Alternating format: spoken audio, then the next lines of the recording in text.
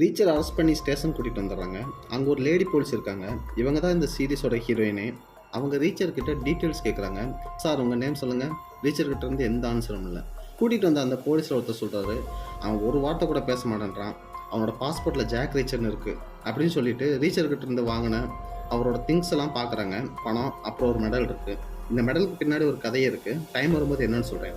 அங்கே இருக்க ஏட்டையா மாதிரி ஒரு ஆள் விசாரிக்க ஆரம்பிக்கிறாரு. யாரா நீ, இந்த ஊரில் என்ன பண்ணிட்டு இருக்க? ரீச்சர் பேசலை. என்ன பேச மாட்டியா? உன்னை லாக்அப்பில் வச்சா தான் சரிப்பட்டு வரும். அப்போ பின்னாடி இருந்து ஒரு வாய்ஸ் வருது, ஆல்ரைட் இவனை என்கிட்ட விடுங்க, நான் பார்த்துக்கிறேன் அப்படின்னு. இவர் தான் இந்த ஸ்டேஷன் ஹெட்டு போல். அவர் ரீச்சரை ஒரு ரூமில் வச்சு பேச ஆரம்பிக்கிறாரு. ஹாய் ரீச்சர், நான் தான் ஸ்டான்லி. இந்த ஸ்டேஷனுக்கு நான் தான் ஹெட்டு. சரி, நான் மேட்ருக்கு வரேன். நேற்று ஹைவேஸ் பக்கத்தில் ஒரு கொலை நடந்திருக்கு.